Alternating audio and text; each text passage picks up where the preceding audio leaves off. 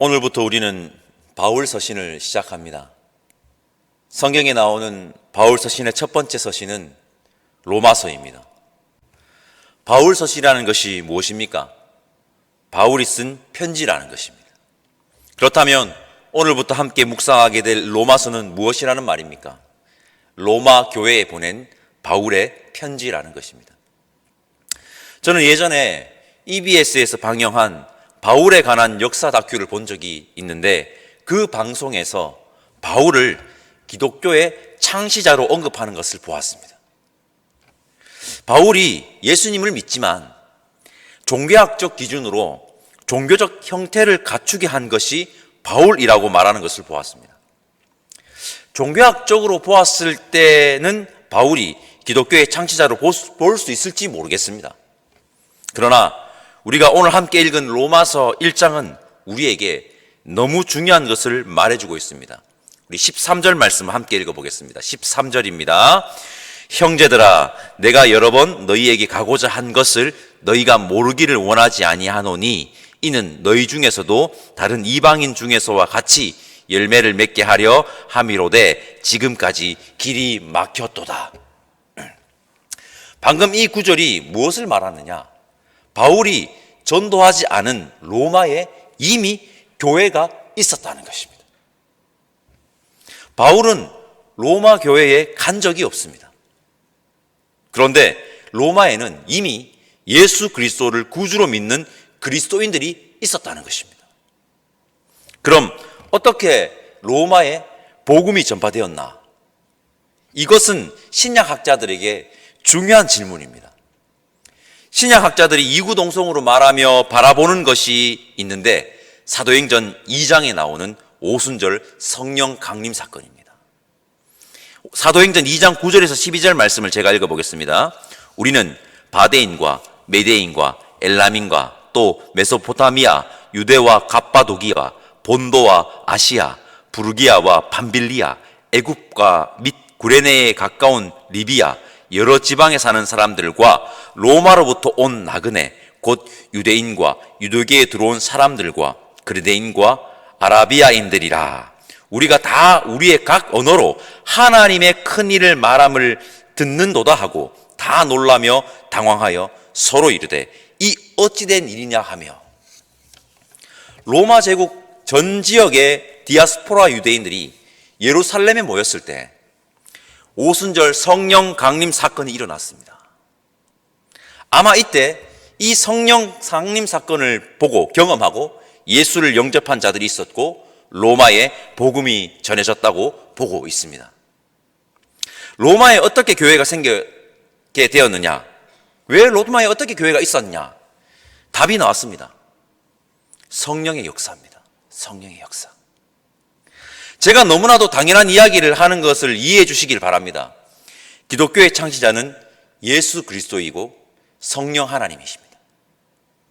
그러니까 기독교는 절대 없어지지 않습니다. 절대 없어지지 않습니다. 그리고 또 한 가지 중요한 메시지를 로마서 1장을 시작하면서 우리에게 던지고 있습니다. 우리는 여러분 바울에만 집중합니다. 바울에만. 성경에 나오는 서신의 대부분이 바울이 기록했기 때문에 어찌 보면 당연할 수도 있지만 그래서 우리는 이러한 오류에 쉽게 빠집니다. 1세기 당시 복음의 전달자가 은연중에 바울과 그의 일행밖에 없는 것처럼 여길 때가 있다는 것입니다. 아닙니다. 여러분 보십시오. 로마에 교회가 생겨 있었습니다. 바울이 복음의 주인공이 아닙니다.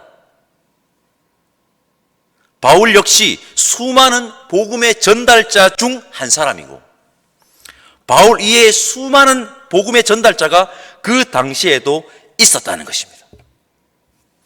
이 시대도 마찬가지입니다. 수많은 복음의 전달자들 중에서 드러나게 사역하는 자들도 있겠지만 이름도 없이 빛도 없이 복음의 사역을 성령의 인도하심으로 이어가고 있음을 우리는 알았으면 좋겠습니다. 바울은 복음의 주인공이 아닙니다. 너무 중요합니다, 이게. 우리도 복음의 주인공이 아닙니다. 복음의 주인공은 아시죠?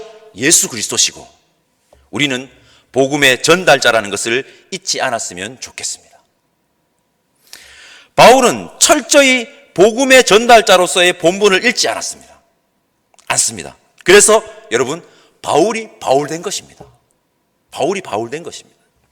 그의 모든 삶의 이유는 복음이었습니다.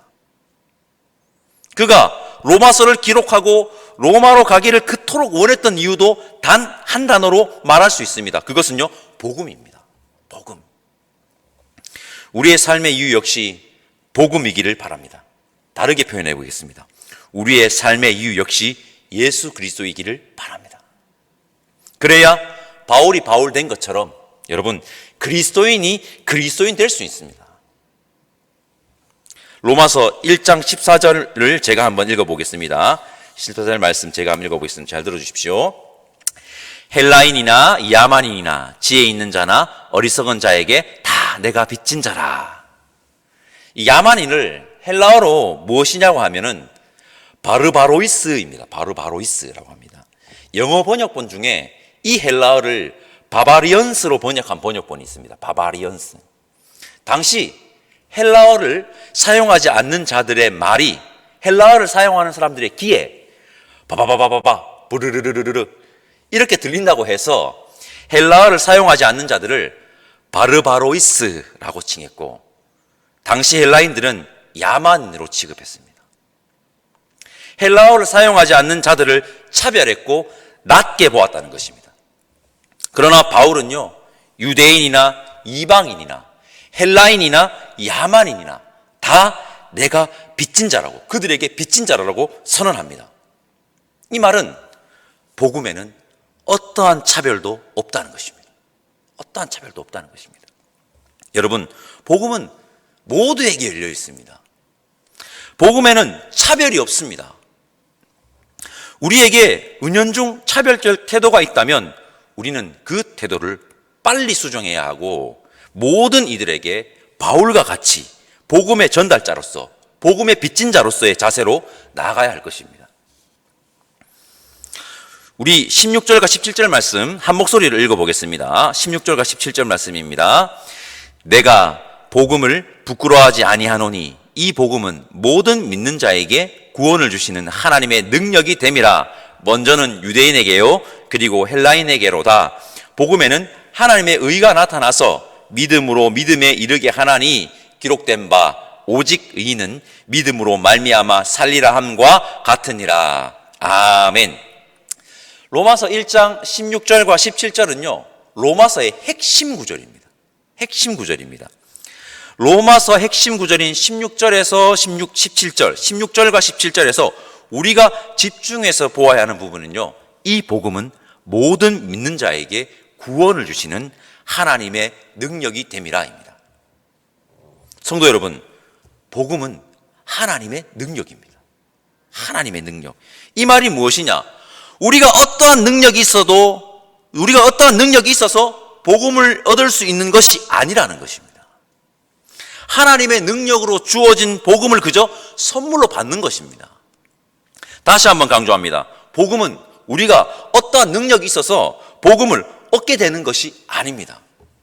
너무 중요합니다. 그런데 우리는 복음을 나의 능력으로 착각하는 자들이 많습니다. 나의 능력으로 착각해버립니다. 복음은 여러분 나의 능력이 아닙니다. 바울은 철저하게 내가 자랑할 것이 예수 그리스도밖에 없다라고 계속 이야기했습니다. 복음은 여러분 하나님의 능력입니다. 하나님의 능력. 이 사실을 직시할 때 우리는 교만하지 않을 수 있고 겸손할 수 있습니다. 여러분, 복음은 하나님의 능력으로 우리에게 주어진 선물, 은혜임을 오늘 이 새벽에도 기억하는 겸손한 저와 여러분들 되시기를 간절히 소망합니다. 17절은 너무나도 유명한 구절입니다. 17절에 오직 의인은 믿음으로 말미암아 살리라. 이 구절은 하박국 2장 4절의 인용입니다.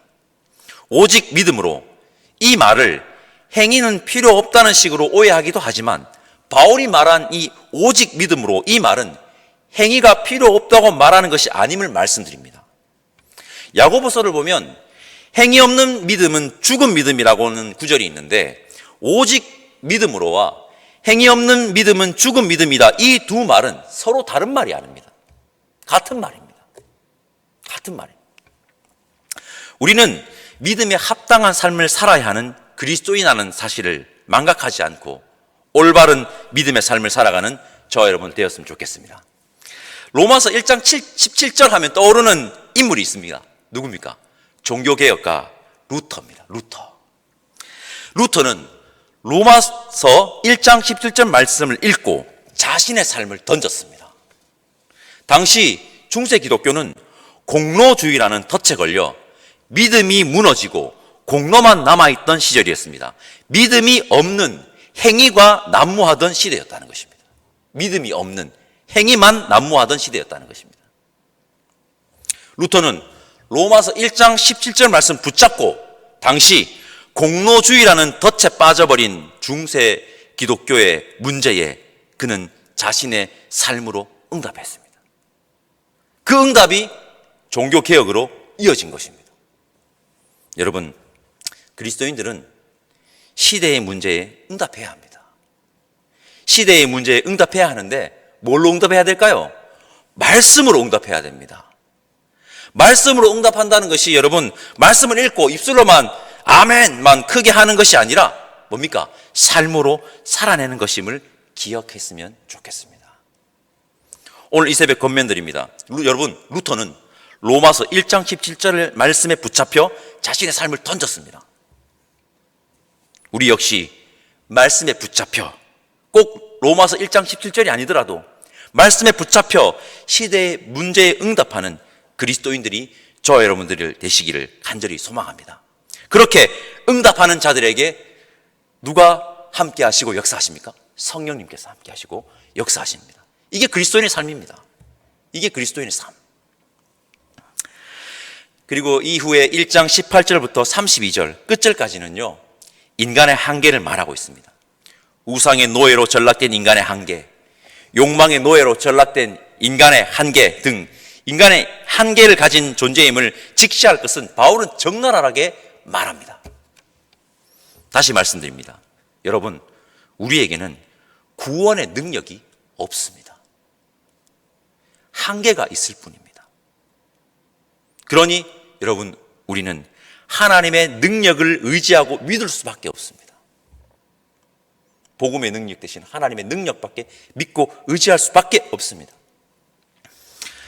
여러분, 우리 모두가 하나님의 능력만을 의지하는 복음의 전달자가 됩시다. 그렇게 세상 모든 사람들에게 차별 없이 겸손히 복음의 능력을 전하는, 그리고 말씀에 붙잡혀 시대의 문제에 삶으로 응답하는 이 시대의 바울이 여기 앉아 예배드리는 저와 여러분들이기를 간절히 소망합니다. 기도하겠습니다. 능력의 하나님, 감사합니다.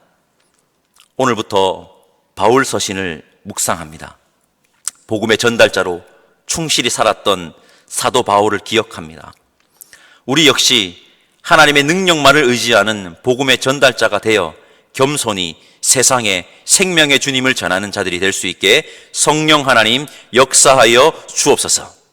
오직 믿음으로, 믿음이 없는 행위가 아니라, 행위가 없는 믿음이 아니라 믿는 자로서의 합당한 삶을 살아가는 진정한 믿음을 소유한 이 시대의 그리스도인 되기를 원하오니 이끌어 주실 것을 간절히 바라며 우리의 구원자 예수 그리스도의 이름으로 기도드립니다.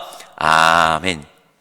하늘에 계신 우리 아버지, 아버지의 이름을 거룩하게 하시며 아버지의 나라가 오게 하시며 아버지의 뜻이 하늘에서와 같이 땅에서도 이루어지게 하소서. 오늘 우리에게 일용할 양식을 주시고 우리가 우리에게 잘못한 사람을 용서하여 준 것 같이 우리 죄를 용서하여 주시고 우리를 시험에 빠지지 않게 하시고 악에서 구하소서. 나라와 권능과 영광이 영원히 아버지의 것입니다. 아멘.